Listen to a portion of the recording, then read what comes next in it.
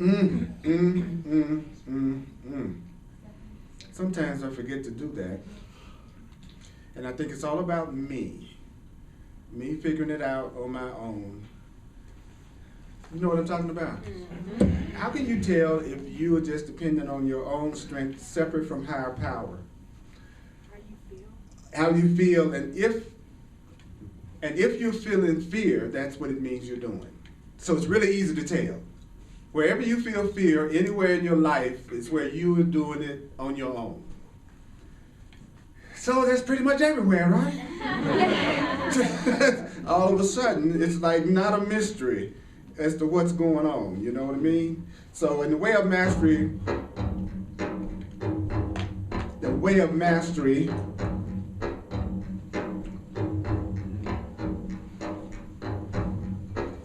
remember, you don't have to believe this, accept this, welcome this, some of this you will find hard to believe, and some of this may seem to be quite startling. But you are not asked to judge the ideas and analyze the ideas at all.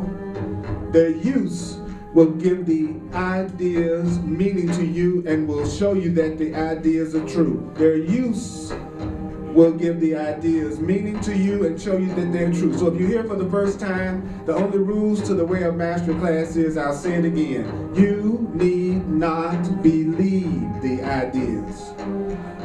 You need not accept the ideas. You need not even welcome the ideas. Some of the ideas you may actively resist, and some of the ideas you may find to be quite startling. But if you use the ideas, you will recognize that the ideas are true. So we're going to take about 5 minutes. I'm going to share a little bit, just listen, and sort of like a meditation. Healing requires the willingness to feel desire. Healing requires the willingness to feel desire. Healing requires the willingness to feel desire, to see desire as good, see desire as good, see desire as good, see desire as holy. Healing requires the willingness to feel desire, to see desire as good, and to see desire as holy.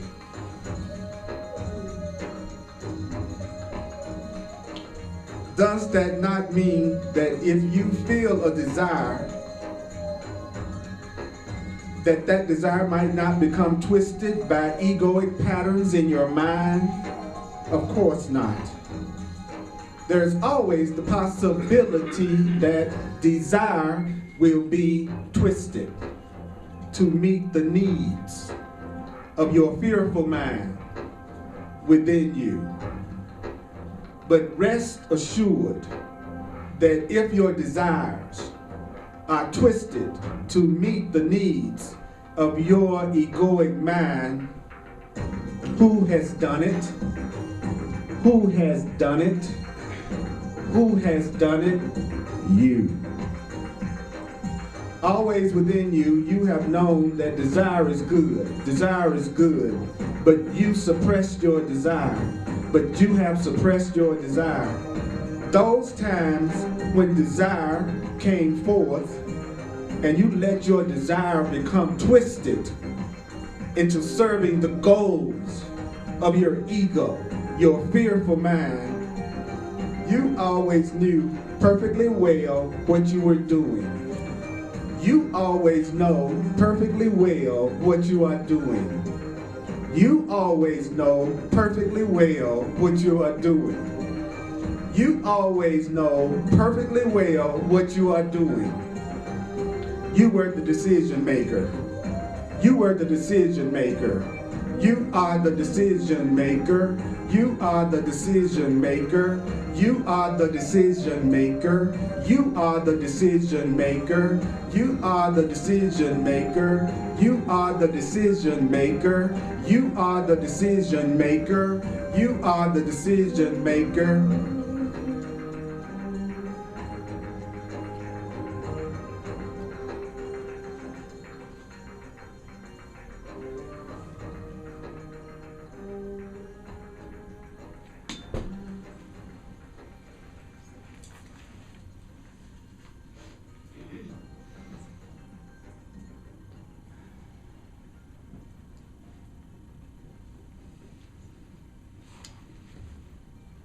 So I'm going to read through the Way of Mastery and go through it and elaborate on it, and then we're going to stop for about 5 minutes or so, and we're going to do questions and answers or comments. And then I'm going to push through more of the material. That way we get a chance to hear what it's saying, and also we get a chance to hear what it's saying, and also get a chance to share and discuss. Okay? Is that fair enough? Mm-hmm. Okay. You've learned, therefore, to fear desire. Why do we fear desire? Because, oh yeah, you want to know where I'm at. Don't you? You got the book. See, I'm all excited. So when I get all excited, on page 46 in the Way of the Heart. 46, Way of the Heart. Okay.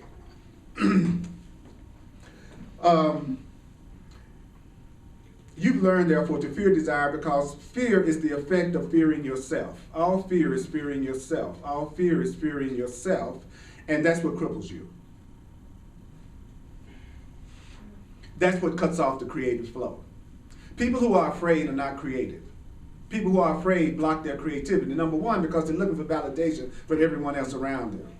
That's why I've said many times, one of my heroes is Madonna. Because Madonna didn't give a damn. Whatever came through her to create, to share, she did it no matter how people criticized her, freaked out about her, and everything else about her. She did her thing. I admire people like that. I admire people who have the courage of their convictions, whether I agree with their convictions or not.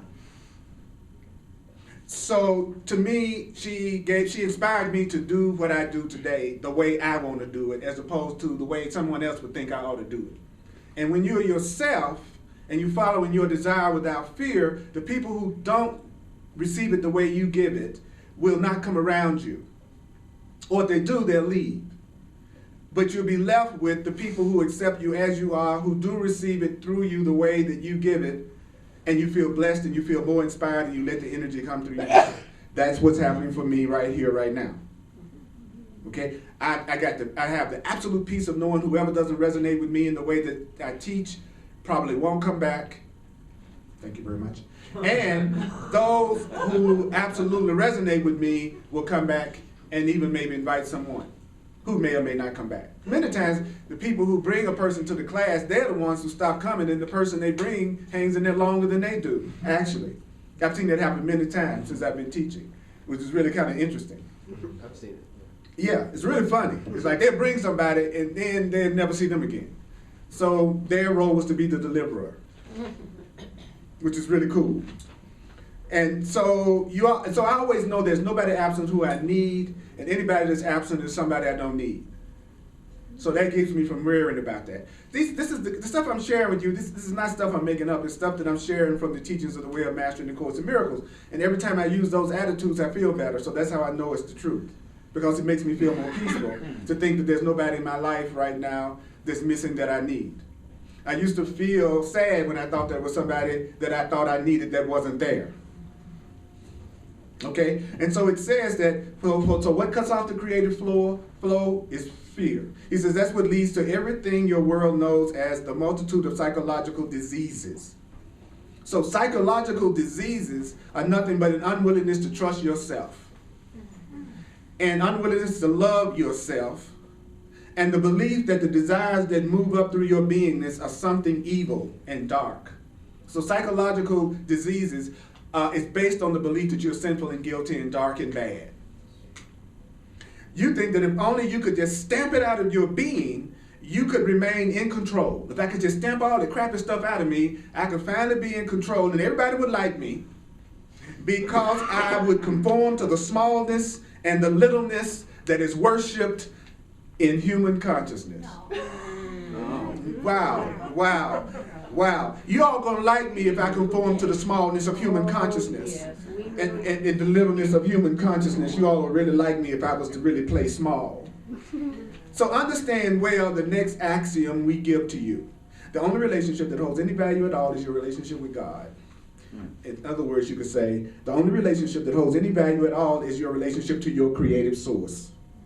So another term for God is creative source.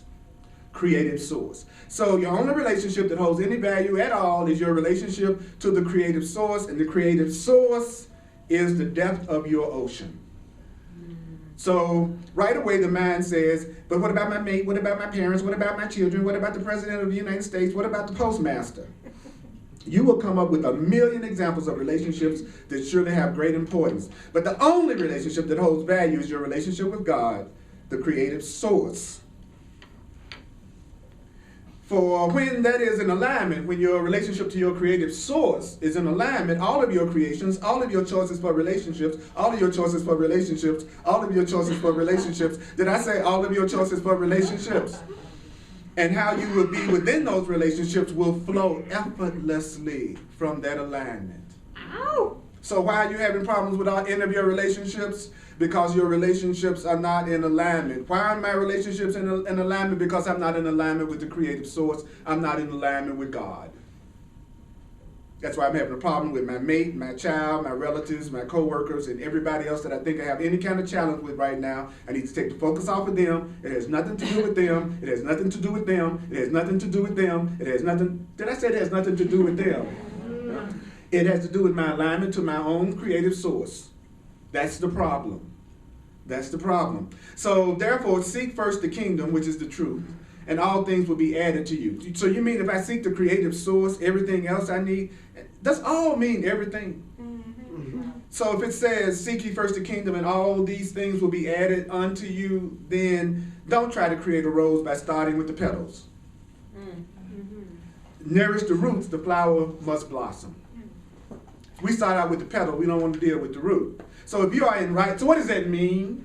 It means that if you are in right relationship with your Creator, if you're in a right relationship with your Creator, it is absolutely necessary to correct your perception and relationship with the energy of desire. If I'm ever going to be in right relationship with my Creator, I have to correct my relationship with the energy of desire. What does that mean?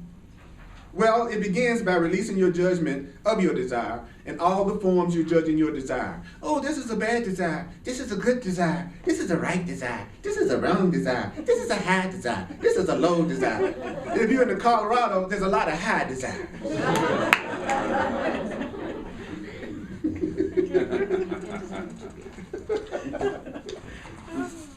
I'm going to pass around my contact list. As you notice, I'm videotaping this, and I'm going to put it online, and I'm going to send the links out to the people who are on my contact list so you can watch it again. So if you haven't had a chance to do that, because repetition, hearing it over and over again, that's how you change your mind. If you just hear this on Tuesday nights, nothing's going to really change. It takes repetition, right? Right. So it says, now the first thing I need to do, okay, let's review. The only relationship that has any value to us is our relationship with our Creator source, God. If you are in right relationship with your creative source, does that not automatically take care of everything else? Yes. Okay. So in order to have a right relationship with your creative source, is it not true that you have to correct your perception and correct your relationship with how you feel about desire? Yes. Okay. So that means you have to stop judging your desires. Mm-hmm. Like if I say ask for what you really want, and you think you should ask for something what you think of as spiritual, that might not be what you really desire. What you might really desire is a new set of tires. Mm-hmm. But you think you're too spiritual to ask for that. Because spiritual people don't ask for a new set of tires. Mm-hmm. So you're judging your desire. And that's just what we were told not to do. Mm-hmm. Don't judge your desire. For again, you can only be in two things, love or fear. Those are only two things we're feeling in this room right now. Either you're in this room and you're feeling fear at some degree right now, or you're in this room and you're not feeling fear, which is love. So that means you can only be in innocence or in judgment. They're not the same thing. You can either be in innocence or you can be in judgment. And love and innocence come from the kingdom of love and truth. But fear and judgment, that's the illusion. That's the false idea. So you have to release your judgments of your desires. Why? Because you're only going to get really enthusiastic about what you really desire. I'll say it again. You're only going to get really enthusiastic about what you really desire. If you ask for something and you have no passion and no enthusiasm behind what you're asking for, it is not what you truly desire. It may be what you think you ought to desire. So if I hear a person say one more time they want a relationship with dead energy, I think I'll faint. I'm always hearing people ask for stuff that they have no enthusiasm about. What do you want? I want a relationship. Yeah. I want money. You know, I don't like my job. I want to be happy. You don't really desire something you have no enthusiasm about. So I check myself all the time. How much enthusiasm do I have for what I'm asking for? And why wouldn't I have enthusiasm for what I'm asking for unless I was judging my desire? So learn then through simple practice to interrupt the patterns you have learned from this illusionary world. We have to interrupt the patterns we have learned from this illusionary world so that we can release the judgment of the energy. So check that out. The judgment of the energy of desire. This will be different for each and every one of us depending on where you begin. Okay, so we're going to do a simple exercise. This isn't all about lecture, it's also about application. So we're going to do a simple exercise. When you're waking in the morning and you have planted your feet firmly on your floor or somebody else's,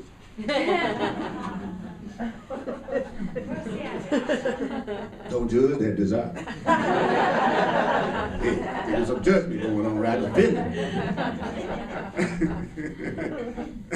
If you can put your feet firmly on the floor. When? Sometime that day. Sometime that day. Then take pause and ask yourself this question. What do I want right now? What do I want right now? What do I want right now? The first thing you should do when you wake up in the morning and put your feet firmly on the floor is ask, what do you want right now? What do I want right now? What do I want right now? What do I want right now? What do I want when? Right now. What do I want right now? What do I want right now? And you could put it this way. What do I want right here? What do I want right here? Right away, the mind will say, well, I'm too busy to know what I want. It might say I have to go off to work. It might say I have to serve everybody else. It might say I'm here to satisfy the world. It might say I have no time really to ask myself what I want. I'm too busy. Remember that what you decree is. What you decree is. So what's happening in your life? What you decree. So either that's a lie or I don't know everything I'm decreeing. So it then goes on to say, oh, I love it. It says, what do you want, right?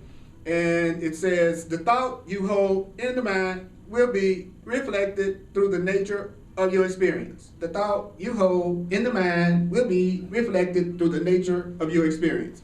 So let's reverse it. The nature of your experience will be reflected through the thoughts you hold in your mind. So your experience is a reflection of the thoughts you hold in your mind, consciously and unconsciously. Take a breath. That's good news if you're having a great time. That's bad news if your life sucks. Depending on what's going on, right? Then it says, so take pause and ask, what do I want? What do I want? What do I want? What do I want? What do I want? Then simply give yourself 1 minute to observe whatever that comes up in your body or even is felt in the body. So give yourself 1 minute to observe what comes up in the mind. Give yourself a minute to observe what is even felt in the body. So the question is, what do I want? What do I want? For a minute. What do I want? What do you want? What do you want? What do you want? What do you want? What do you want? What do you want? What do you want? What do you want? What do you want? What do you want? What do you want?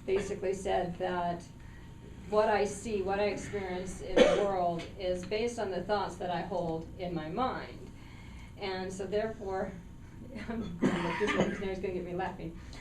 Therefore, if I don't like what I see out there, it would be, if I made A plus B equation, it would mean that I am not holding my desires as the thought of my mind. Elaborate on that. I am, so if what I truly desire is what's in alignment with God, with my creative source, if what I truly desire is in alignment with creative source, it's going to bring me this juicy group of people. That's right. And so if I'm not sitting here with this group of people, then I have chosen to invest my time in my mind and what I'm holding in my mind on those things I don't desire. Yes. I.e. conflict or work or whatever. Right. And so to transform that, I can focus on bringing forth to mind more frequently what I desire. Right. Exactly. And to not judge it. And to not judge it. So, because my judgment is a way of saying I don't really want it. Mm-hmm. You know. You had your hand up there. Mm-hmm. Yeah. Thank you. Thank you for sharing. I wanted to, that was awesome. Mm-hmm. I wanted to ask, when you're wanting the part of you that loves you to create the desire or wake up the desire, is it a certain way that we act so that our egoic mind could not get in the way and still, I guess, ask ourselves that and doing the exercise? Would it be a certain way we'll ask it to allow the creative source to create through us? The best way to answer that question would be to ask for it in a way that you feel the least amount of judgment and the least amount of fear. But really, what the creative source is in touch with is your intention. And your intention is beyond the words that you use. Okay. So I would say it in the way that I felt the most peace, but the creative source knows what you are asking for because your creative source actually put the desire in you to ask for it. Okay. There's a line in the Course in Miracles that says the creative source only listens to its own voice in you. So it's not paying attention to you anyway. Okay, you know, because you don't love yourself enough. The Course in Miracles, one of my favorite. I'm gonna definitely get you. Okay. In the Course in Miracles, one of my favorite lines is it says, "What is the definition of little?" And it says, "Whatever you think of." Nice. Makes sense. And that makes perfect sense. You know, we have to let go of this idea at some point on our spiritual development that we know our own best interest. That's just like a 2-year-old baby saying it knows what's best for itself. Yeah. Wow. So when you really get smart, you start to learn how to get out of the way, more so than trying to come up with your latest fantasy that you think is going to do it for yourself. And then it's saying, well, if you do insist on doing it that way, then don't judge the desire and work on your relationship with the creative source so that everything can be in alignment. So it's a win-win either way you do it. If you do decide to come up with what you think you want, then try not to make any decisions about that without asking your creative source the best way to see it and to go about it. Just don't leave the creative source out. That's what I'm hearing. Stop leaving God out. That's what it's saying. You know, but I learned fearful perceptions of God as a child. Many people have learned very fearful perceptions from their religious beliefs as a child, and we're all recovering religious people. And that's why there's such a resistance to the idea of God. It's amazing to me how many people that come to a spiritual class and say, don't mention God. Don't mention the creative source. They don't realize they just haven't worked through the issues that they have around it that they learned as children. So that's all. That's all it means. Yes. What if you don't want anything, but you need to go to the bathroom? That's a desire, so don't judge your desire to pee. Thank you. Yes, just pee with joy. Perfect. That's right. That's right. Yes. So just to touch further on what Blue said, Mhm. and I know that sometimes I don't actually know what I desire, I just think I do. Mm-hmm. And I want to ask for the content, not the form. So Mhm. can I just, when I'm asking what I want, can I just ask for what I want to feel? And Yes, that would be- ask Spirit to That would be show me? the smart, faster, quicker way to have what you want. Okay, sweet. That's Yeah, what I that's need. when you ask for the content. When you ask for the content, then you can receive it faster from the universe because the universe knows who can be a means for you to what form could be the means for you to experience that content. See, if I say I want somebody to love me, and then I say it has to be you, Mm-hmm. and you don't want to, then I can't have it as fast if I said, I want somebody to love me and the universe sent me the person who would allow the love to come through them for me right now. Right. So when you decide upon the form of what you want, you've lost the understanding of your purpose. Do I want to be happy or do I have to have you? Those aren't necessarily the same thing. Sure. You know, if I really want to be happy, I want happiness to come through me in the form that happiness can come through me the quickest, the fastest, and the most sincere. That's why I never I listen to people and I try to honor everything that they say they want to do and not do with me. Because I know anything that I want to experience, there's someone that wants to share it with me. Mm-hmm. So I want to be with the person in the maximum amount of peace and love that I can have with that person. Right? Because that's what I can receive from them now. Right. And what I really want now is peace and joy and love. You see, so I found that when I took that attitude, there was more peace and joy and love in my life all the time. Okay, right. So you had your hand up. I do. Right. What's your question? Comment. Okay, so I was just going off of what she just said too. Speak loud for me, so we can hear it on the recorders. Okay, so when I looked at things and I asked for content instead of form, it came in every way really quickly, and I've been blessed with so many miracles so quickly because I've been practicing and studying so much. So it's overwhelming. Okay, so I'm like, how do I deal with this? Gratitude. Okay. All you have to do is just express as much gratitude as possible for everything that's coming to you right now. And overwhelm just means that I'm receiving more than I think I deserve. Okay. So it's really just about you more and more accepting as quickly as you can that's your natural state. In other words, you're having a more natural experience. I wake up every morning and I say thank you, and every night I say thank you. But like, and it just feels like I have so much weight on me. Mm-hmm. It's a spiritual weight. Mm-hmm.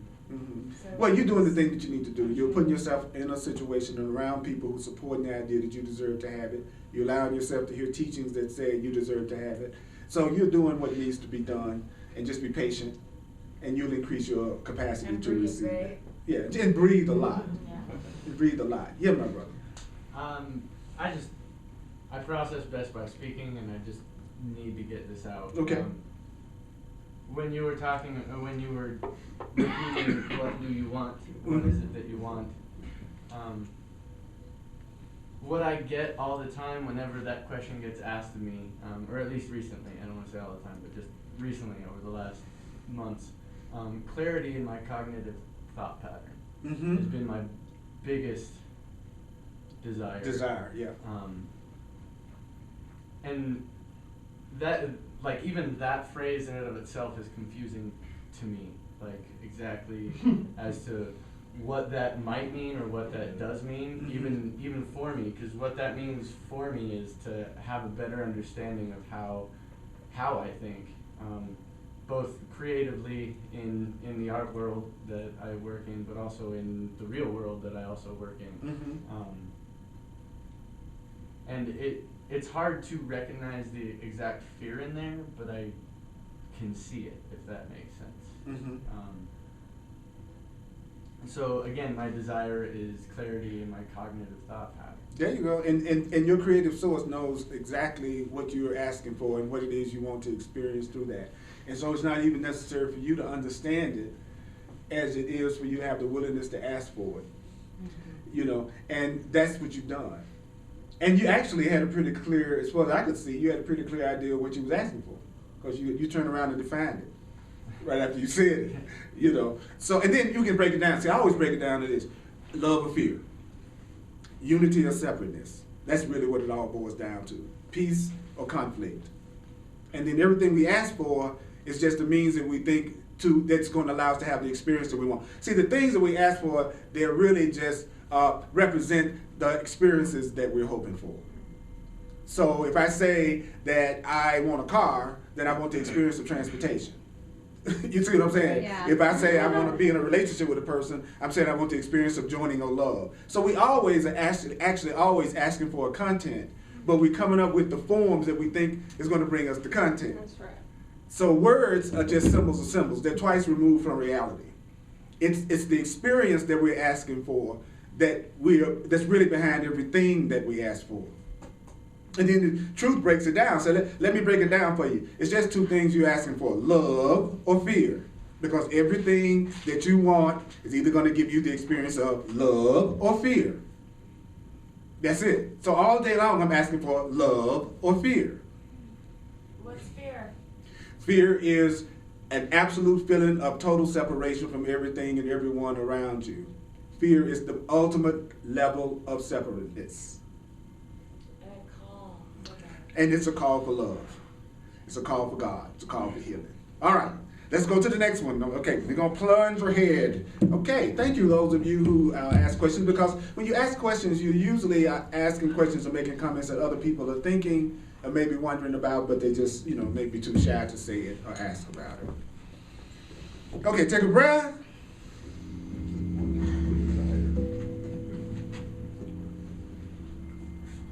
So are you looking for some singing sales? Yes. Okay, so in this 1 minute, you need not rise to act. Aha! You need not rise to act, but to simply observe, what do I want?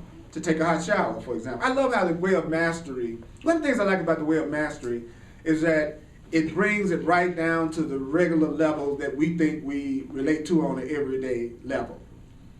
And I know sometimes people think it means spiritual always means talking the most abstract, grandiose terms. But really, if I can't apply it to my day-to-day experience, it has no real value to me, whether it's an illusion or not.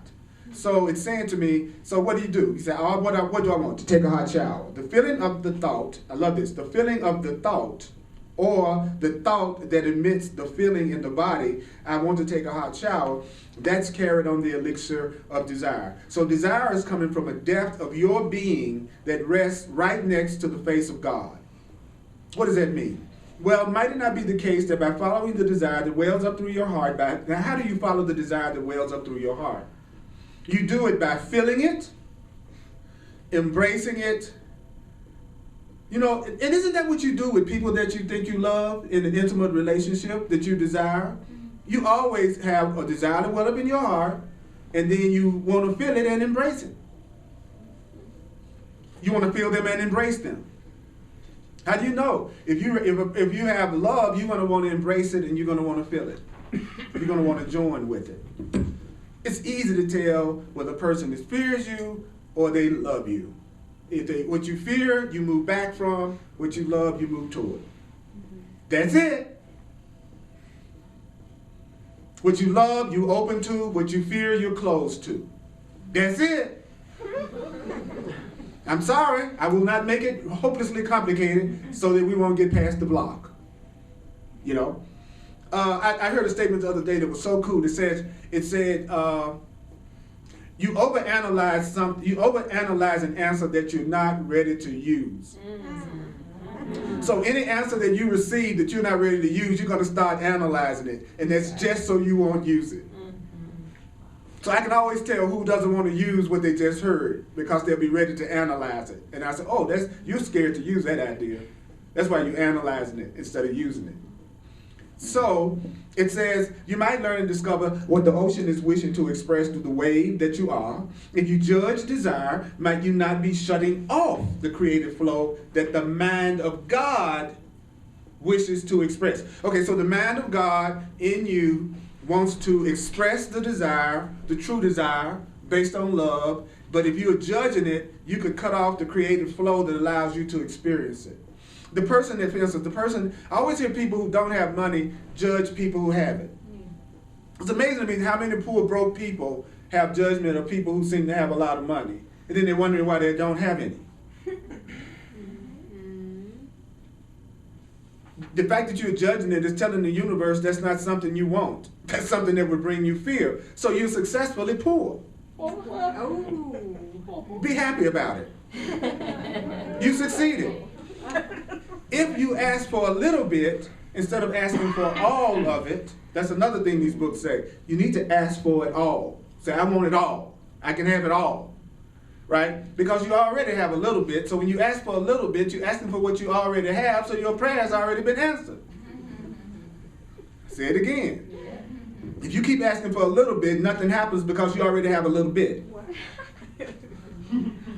So people with a little bit keep asking for a little bit. Just give me a little bit of love. Just give me a little bit of attention. Just give me a little bit. I just want you just already got a little bit. I want it all. But then he says when we ask for all of it, we think that means somebody else is not going to have it. Right. That's because we don't understand that everything is an idea. And that when you share an idea, you keep it and you share it so no one loses an idea. So if you were to look at money as an idea, a relationship is an idea, successful career is an idea, your relationship to God is an idea, then you would manifest it faster because it's just an idea. I know. That's why I record it. Why? So I can listen to it over and over and over again. Because when I leave out of here, I'm going to be listening to parts of my mind called other people. And they're not going to probably be saying this to me. I'm going to turn on the TV, and I'm going to be listening to things that's probably not going to be saying this to me. You see what I'm saying? If you're not proactive to make sure you hear this kind of stuff, your mind is not going to shift in its consciousness. It can't be just the class. It has to be you're proactive about listening to another way of looking at things, because we're getting inundated with the opposite all the time. Right? Now, I'm not saying nothing weird, right? So if you're going to change your mind, now here's the cool part. The truth is stronger than the lies we've learned from the world. So the truth will start to manifest faster than you could have ever imagined if you would be a sincere seeker. It doesn't take as long to undo something as it takes to build it. It takes 5 minutes to demolish a building that took months to build. So all this fear and upset and lack and loneliness that we've made can be demolished in a very short period of time just by what? Well, let me get my relationship in alignment with my creative source. Let me stop judging my desires. Let me get up in the morning and ask myself, what do I really want? Let me go in the direction of what makes my sails sing. See, we're getting the answers. We can't come here and say, I didn't get an answer. Yeah, you got an answer. But you will use the answer when you see it as a blessing and not a curse. And that might be tonight, it might be 10 months from now, it might be 10 years from now. So I can be satisfied that I did my part tonight. And part of my freeing you is to trust that you'll use whatever I've said when you want to, if ever. Is that fair enough? Yeah. But in the meantime, I'm going to party like a big dog. Okay, I'm going to use the ideas and I'm going to enjoy myself. And I'm going to try to demonstrate the result of using the ideas. Because a teacher is a demonstrator. And people who are not ready for it, you don't have to worry about that. They will separate. You don't have to put anybody, I've never had to put anybody out of my life. Plenty of people have put me out of theirs. Thank God. And I didn't mean that. Thank you, Anna. Thank God. Thank God. Thank God. Now, I used to be so insane, I would try to see, what did I do wrong? What can I do to make you want to spend time with me? Tell me how I need to change. My sails weren't singing. That's right, singing the blues. My sails were singing the blues. That's right. Hold on. Okay, now, then it goes on to say, desire is coming from a depth of your being that again rests right next to the face of God. Might it not be the case that by following the desire that wells up in your heart, how do you do? I'm going to repeat it. You feel it, you embrace it, and you learn and discover what the ocean or God is wishing to express through the wave, which is you, that you are. But if you judge the desire, might you not be shutting off the creative flow that the mind of God wishes to express? This is called The Way of Mastery. It's and you can get it through Amazon and any major bookseller. And here in Denver, you can even get it from Rocky Mountain Miracle Center over on Bucktail. You can get it as an ebook, and you can also get it as hard copy. If you're sincere about having what you want, then you would commit yourself to some type of spiritual practice that might give you another point of view other than the one that you're making up for yourself. So how can you tell if you're the one that's making it up on your own? You don't get what you want, or when you get it, you're never satisfied with it. That's how you can tell when it was your desire separate from spirit. You'll get it, but you'll still not be satisfied. It'll just be another thing you accomplished that you have no singing sales about.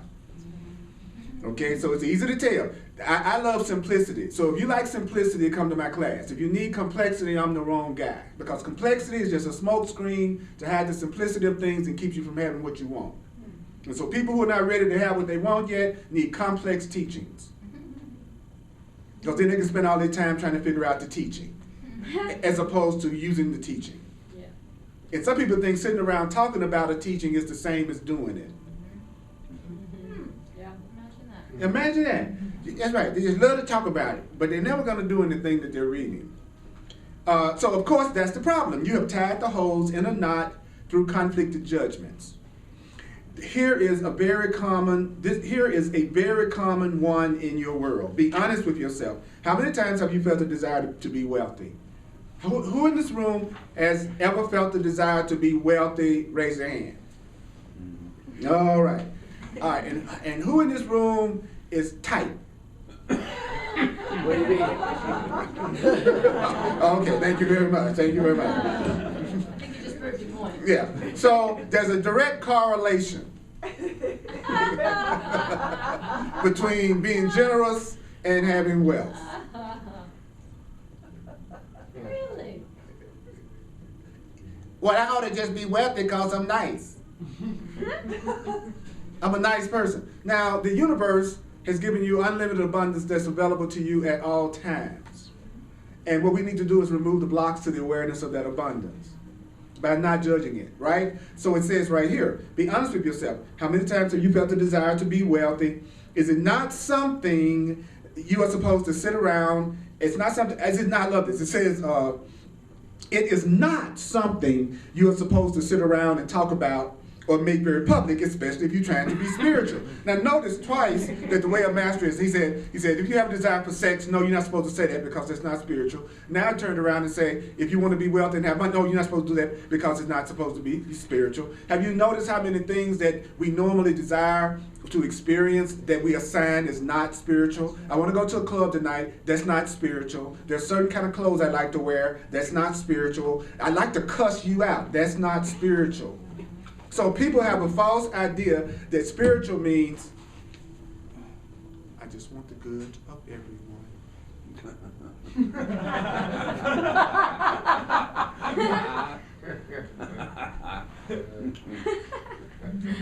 I want to be spiritual and I want to knock the bottom out of that.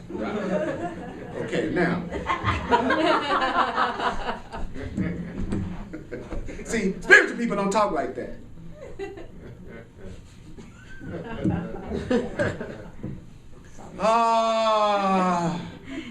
That made my sales sing. Okay.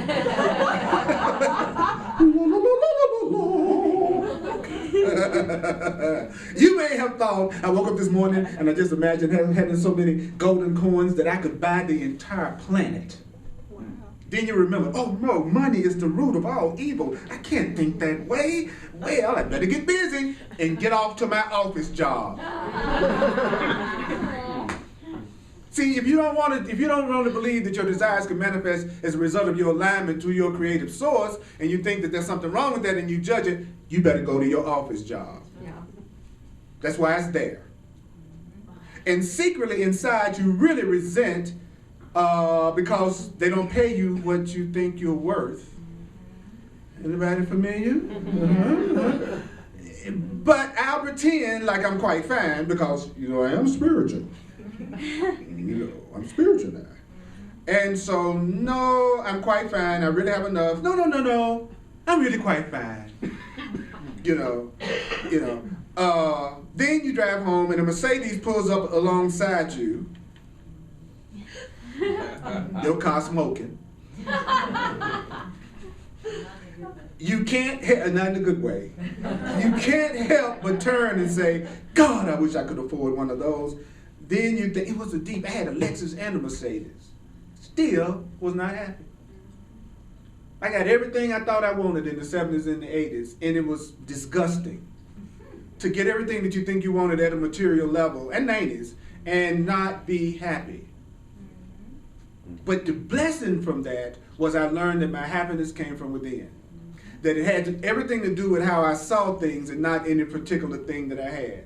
Now, does that mean that I wouldn't enjoy still having a Mercedes or a Lexus if it showed up? Sure, but nothing about my happiness depends on it. Yeah. So I can handle it better now. I went through what you went through. I received every freaking thing that I thought I wanted in space coming at me from every direction, and I blew a fuse. And I went into super duper, super sabotage of myself at a level and speed that blew my mind. But through all of it, I never stopped studying the course. I never stopped looking at what was going on within me to create that, so I got through it. But the good thing about losing all your credit is I didn't realize, but I thought I was my credit score. And I thought I was my credit cards. And I thought I was my savings account. And when you blow all that, and you still keep on the path, because you realize there's just a part of you that's your ego that doesn't think you deserve it, so you still keep reading, studying, applying the truth, is you find, much to your shock, that you're still completely taken care of in ways you never could have imagined.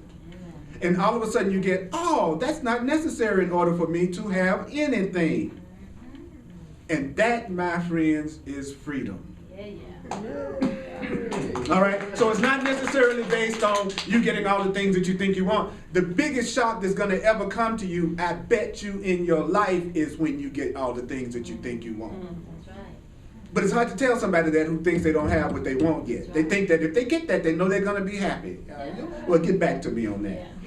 Because if you haven't dealt with your alignment with creative source, if you haven't dealt with your unconscious guilt and fear or any feelings of unworthiness that you have, if you have not let go of the grievances that you hold against people, no matter what you manifest, you will not allow yourself to have joy with it. And you will sabotage it. So it's much more important to deal with your psychological, spiritual issues than anything that you're trying to manifest. Because all you're doing is manifesting the next set that you're going to act out your own content on. So if I don't love myself, I cannot love myself in the mansion. If I don't love myself, I cannot love myself with the Mercedes. The issue is I need to love myself. Then when I love myself, it doesn't matter whether I'm driving the latest car or whether I'm driving a car that's 12 years old. You're just as cool. You're not walking down, going down the street going, oh, I feel bad about myself because I'm driving an Alero. Because now I know that has nothing to do with my happiness. So it'll all come back around if there's something that I desire without judgment. And when it does, if it does, I'll enjoy it completely. Better than I did last time, because now I know that nothing about my happiness is dependent on it. And I feel that same way about relationships. I feel that same way about money. I feel that same way about whatever happens with my classes and my teaching, all of that. If nobody comes to my class, I'm just going to do the class to that recorder and to the people who would be watching that. I made up my mind I'm going to be okay no matter who comes or doesn't come to my class. So it's a win-win, right? Yeah. And then you don't feel like you're imprisoned by me as a teacher. Yeah. You don't have to feel guilty if you don't come. I know that there was something else your creative source wanted you to do that night beside be here. Somebody calls me up and they say they can't get with me for some reason. They have to change their mind. Something came up for them. Sure, I'd rather not happen 5 minutes before we're supposed to be together. So that would be my opportunity to forgive myself every time I've done that. But at the same time, I know that there's divine order in that, and somehow or another that's for my own best interest, whether I realize it or not. Thank God I got a flat tire. Oh, I went at that intersection when that truck barreled through the red light. See, everything that's ever happened to you, even the things that you think were not good for you, serve some purpose that benefited you that you don't even know about. Isn't that great to know? Yeah, it is. You know, how would you like to be with somebody that's easy to be with? Not high maintenance. Not someone that's giving you guilt trips all the time about what you do or don't do. Yeah. Say yes. Yes. Thank you very much. Okay. All right. So it says, God, I wish I could afford one of those. She says, then you think what? Oh, God, I can't have that thought. So I just drive my old Volkswagen down the road. Why? Because I'm being a very good spiritual person. So he said it again. Not having sex, spiritual person. Not having money, spiritual person. Driving an old car, spiritual person. I think the whole thing about rich people not being able to get into the kingdom of heaven is something that poor people came up with. I really do. I think that's what something that poor people came up with to make themselves feel really good about not having those material things. Because rich people, some rich people, not all of them, I met rich people fortunately doing this sometimes, I've met all kinds of people over the years. I've been with very, very rich people materially and people who didn't have anything materially. I've been with very, very materially rich people who were spiritual and you wouldn't believe. Generous, loving, and I hate to tell you, they were happy. All right, okay. And I've been with people who had a lot of material wealth who were miserable. But guess what? I've been with people without a lot of material wealth who were really happy. And I've been with people without material wealth who've been really miserable. So I've seen it, there's no difference. In the end, it's going to be how you think that's going to determine how you feel, what you desire, right? So it says, be honest with yourself. How many times have you felt welling up within you the desire to be wealthy? What on earth has caused you to fear that desire? To ask yourself that question, what is it that makes me judge that desire? What has caused you to tie the hose of your own wealth in a knot? Wow. So that you try to block that desire from coming into manifestation. Question, what has caused you to tie the hose in the knot of your right relationship? So that you try to block that desire from coming into manifestation. There's no excuse for not having a relationship if you want one. There's no excuse for not having a loving relationship, one-on-one relationship if you want one. There's no excuse for not having a loving one-on-one relationship if you want one. There are lots of people, have you noticed? More and more. Are you so special that there's no one on earth that could have a relationship with you? That's too damn special as far as I'm concerned. Ask yourself, what am I afraid of? What am I afraid of? What am I afraid of? If I say that's what I want and it's not happening, what am I afraid of? How am I tying the knot in the hose of my relationships? Stop judging that desire. Okay, questions, comments, and sharing. Yes, my brother. Favorite thing you said? Yeah, tell me something you like. Hit. Somebody tell me something they Just like. hit. Tell me something. You Yes. said in touch with the creative source Mm-hmm. is like the root of a plant, like it the energy rises through from the creative source, and then building up from that, you can flourish and have the petals and all the beauty comes with it. That's what I got out of it. So like being in touch with the creative source, what I actually want, or it allows me to find all the things that I actually want, right? As opposed to That's right. just, I want these things, and I'm gonna start with that. Like, no, I want to be happy, and then all these things. You're start gonna put the happening. content first. Awesome. Then you want to be happy. Yeah. Right. And And it might be a yeah. relationship, it might be money, Yeah. it might Yeah. be Yeah. jobs, Yeah. it might be Yeah. anything. She loves so much what you just got to say. Boy, you gonna get so loved up. I'm telling you, it's gonna be some singing. It's gonna be some singing sales later on there, buddy. It's gonna be some singing sales going on. I can tell. Yeah. I just got a riff off of what you just said, because the word that you said was allowing, and that, man, that just opened it up for me. So thank you. Yeah, let it flow. Just Yeah. allow. There's Take it all. There's a place where Yeshua says in here, become a master of allowance. That our goal is to become masters of allowing. Not making, not getting, not taking, but allowing. That's what we're trying to do. Sarah, you had your hand up a few minutes ago. Did you remember what you wanted to ask or say? It's okay. Okay. Yeah. And in the middle of when I'm talking, I'm not going to stop when I'm talking. I'm going to stop during the times, because I've learned over 35 years that it can get out of control and we don't hear what the material is saying. So don't take it personal if I don't answer your question at the time that you ask. It's all part of me doing this for quite a while. Okay. Anybody else? Yeah. Yeah. So why do we choose to have fearful thoughts? Why do we choose to have fearful thoughts? There's some kind of payoff in that. Well, actually, we choose to have fearful thoughts because it's part of the conspiracy that we are acting out to make us think we're separate from God and think we're separate from love, because we want to have the experience of thinking we were separate. And the way that you keep separation going until you wake up is through having fearful thoughts, because when you feel afraid, you feel separate. So fear is a way to feel separate. And let's face it, we think we're separate. And if we had no fear of each other, we would not feel separate from each other at all. So if I want to experience my individuality at first, I do it through fear. Now, when I wake up to who I really am, I realize my individuality is just my own individual way that the creative source can express itself through me. So first it started off, my separation started out of fear, and then through my spiritual work, now it's coming from a place of love. But that question that you're asking is what the Course in Miracles calls the impossible question. The impossible question is, how did I get here? How did it happen? Why did I do that to myself? He says there's no answer, there's just an experience. And so what happens is when you start to practice the stuff that we are talking about now, you will start to have the experience of oneness, and then you'll realize why you chose separation. So it's kind of funny. It's like when you let yourself really experience love, that's when you come into the realization of why you chose separation at one time.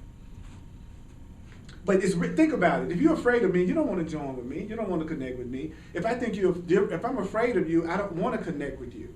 So in order to keep separation going, I have to keep some level of thinking we're different and fearful from each other. And what the truth is teaching us is that it's not necessary. That's a misperception. You don't have to use fear to protect yourself, because that's all that we do. We try to use fear to protect ourselves. See, there are people who walk into a class like this and they think they're protecting themselves by being suspicious. But actually, they would protect themselves by being loving and open, because if they're loving and open, their own intuition and their own connection to their creative source would give them all the information and guidance that they would need in this room about what's happening. Love is always the answer. It's the only answer. We think it's anything but that. We come up with every solution to solve the world's problems other than loving ourselves and each other. They have all these meetings about how we're going to make it and how we're going to handle it. How many of you hear say, let's just learn to get rid of the blocks to love and love each other? No, they talk about budgets. Right? Anybody else? Anybody else? Anybody else? Yes. Yeah. Man back on the steps first, and I'll get to you, brother. Yeah. There's something about allowing. Allowing. But what I've noticed in my life is it's the motivation behind what I want, which is either love or fear. And I remember I was making 6 figures in a career that I loved, but I was always coming from fear, so there was never enough. And because I have a gift for allowing, I decided, I want more. So I manifested millions and ended up in prison because of it. Because the entire game was based on fear that there's not enough. And so I got what I asked for, and it all turned out wrong, or I should say badly for me. Now I notice that the more that I love what I have, that the universe just keeps pouring it on. And that's how I'm noticing the difference for me between my intention behind manifesting. Because if I just feel like, I just rented a new apartment, and I'm just so happy now with the little things, so I was like, oh my God, I have this new apartment for $900. I lost a huge home, in the old days. Now I'm like so happy that I have no money for furniture. So I just trusted that this place was going to not only be jammed with furniture soon without me paying for it, but it was going to be top notch. And I knew this was coming from love, not from the fear of there not being enough. And then today, I now have the entire place, haven't even moved in yet, about to be furnished with high-end expensive furniture. And all I know is I didn't do anything. I just wanted to You did a lot. You came from love and appreciation and gratitude, and not from a space of fear. But I know what you mean by you didn't do anything. But I just want to add that to that. those of you listening online, he was just talking about the power of coming from love as opposed to coming from fear, and coming from the perception that I already have it. I just need to let go of whatever the blocks that I have that's keeping me from recognizing what I already have. It's not about us going out trying to get the abundance, get the love, or anything like that. It's already there. What we need to do is let go of everything within ourselves that keeps us from recognizing that it's already there and allowing it. So don't go out here tonight with, I don't have it, so I'm going to go out and get it. It would be better to move out from, I already have it, I want to let go of the blocks, to experiencing it and knowing it and loving it. You see? So again, it's simpler than we make it. But if I don't think I deserve it, then I'm going to make it as complicated as I possibly can, because that'll be my way of holding it off. And so I'm going to always be the one that's saying to you, you deserve it. You deserve it. Abundance is your natural state. It's not special. It's the way it should be. Love is our natural state. We are loved. We are lovable. So I'm gonna do 5 more minutes, and then we're gonna wrap. We're gonna wind it down. Okay. So one more person. Anybody else need to say something? Yes. Yeah. I heard that. It's deep. Okay. So I have in my life, I have juicy communities, lots of really juicy communities. What is it, what would the way of mastery, the way of the heart say when that, every once in a while there's that one person that trickles in that's just like, I can wrap them in love, and I can, see the divine in them, and see the me in them, but I really don't want to be around them. I spent 5 years working in the prison system, and I could see the divide in those people, and I could see, why I was there. I could see that, I'm here because I know I have the capacity to see the me, see that this is all of that stuff, but I still don't want to invite them over to my house. And what is it that your inner self tells you about why that's okay? Why, what's okay? Well, to me, you're judging the desire.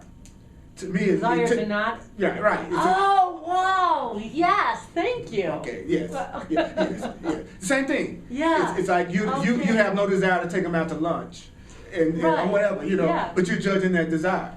The desire to not have. Of lack thereof. Yeah, that's what it said. Your peace is going to come from not judging your desires. Because as long as you're not trying to hurt them, attack them, block their happiness, keep them from having the joy that they need to have, you are being loving. That's what people don't understand. It's like if you're not physically trying to do anything to hurt me in any way, you're not consciously trying to do something to harm me, then you are really helpful to me. You're not hurting me. You're not trying to hurt me. That doesn't mean that we got to be buddies and hang out all the time.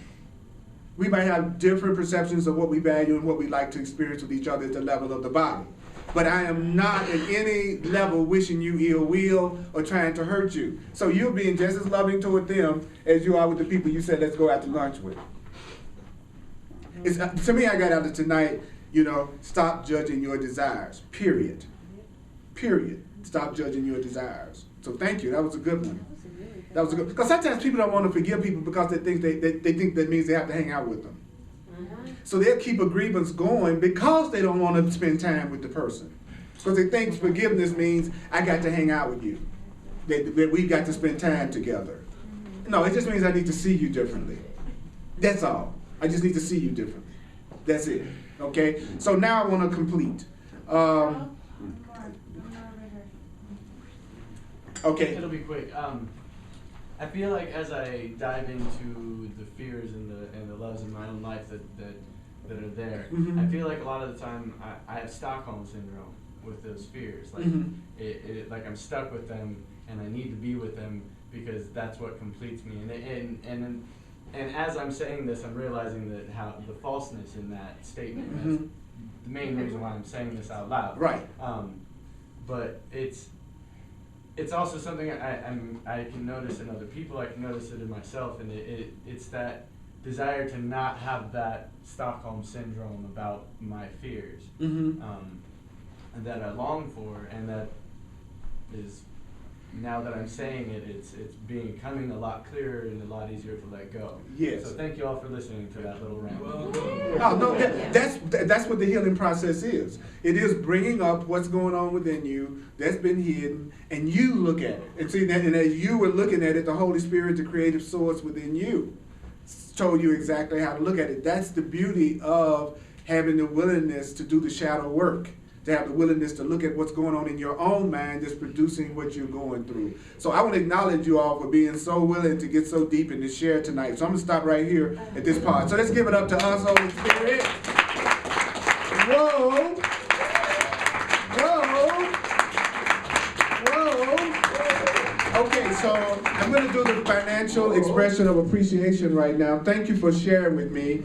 I'm a full-time teacher of this material. This is what I do in the world. So thank you for giving to yourself. I appreciate it so much. Let me take one over. Say, Anna, would you take this one and pass it back that way? Also, those of you online who are watching the video, if you'd like to make a financial expression of appreciation, just go to my website, earlpurdy.com. And also, sign up for the contact list, the mailing list at my website, so that you can receive links to these classes.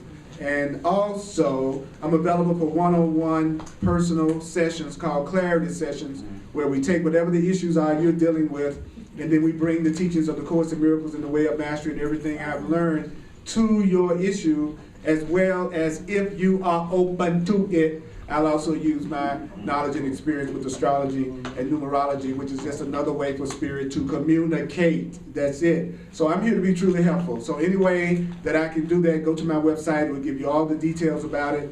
And I do it over the phone and Skype if you happen not to be here in Denver. So you're not alone. There's a way to get past whatever it is that you think you're going through or whatever is happening.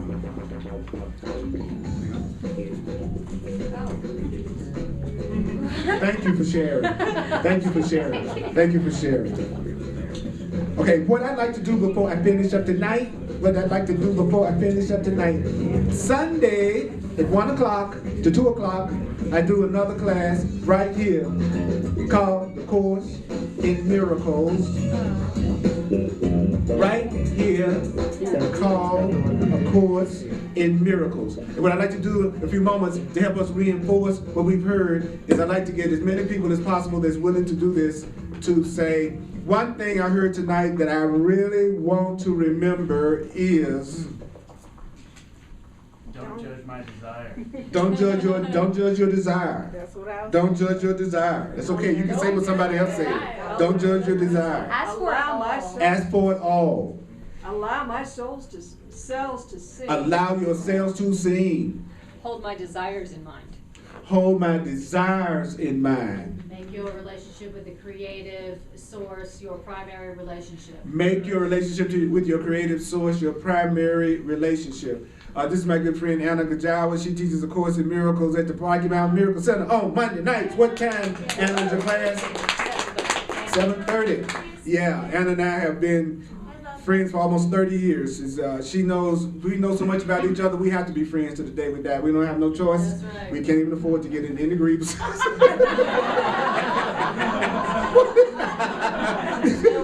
That's right. Yeah, she's my proof that I can have a relationship that lasts over 2 years with somebody. Okay. I'm telling you. All right. So one thing I heard that I really want to remember. Anybody else? Become a master of allowing. Become a master of allowing. Yes, I want to become a master of allowing. Anybody else? Align with my creative force. That's right. I have to be in alignment. I want to be in alignment. I desire to be in alignment with my creative source. Stop judging your desires. Waking up and asking for what we want. Say what? Waking up and asking for what we Get up in the morning, first thing in the morning, ask yourself, what do I really want? And stop saying it's not spiritual. Stop all that judging which desires are supposed to be spiritual desires and what desire is not supposed to be a spiritual desire. Go in the direction of your love. So what I'm going to close with tonight, what Spirit was saying, is we're going to do that exercise one more time. What do you want? What do you want? So we're gonna do a what do I want chant. Those who feel like it, those who wanna listen, don't say anything. What do I want? What do I want? What do I want? What do I want? What do I want? What do I want? What do I want? Say what? What do I want? What? Now you ask your brothers and sisters, what do you want? What do you want? What do you want? What do you want? What do you want? What do you want? What do you want? And now let's tell each other this and say, you can have it all. You can have it all. You can have it all. You can have it all. Say what now? You can have it all. What? You can have it all. What? You can have it all. What about we? What about we? We can have it all. What? We can have it all. What? We can have it all. We can have it all. I appreciate y'all.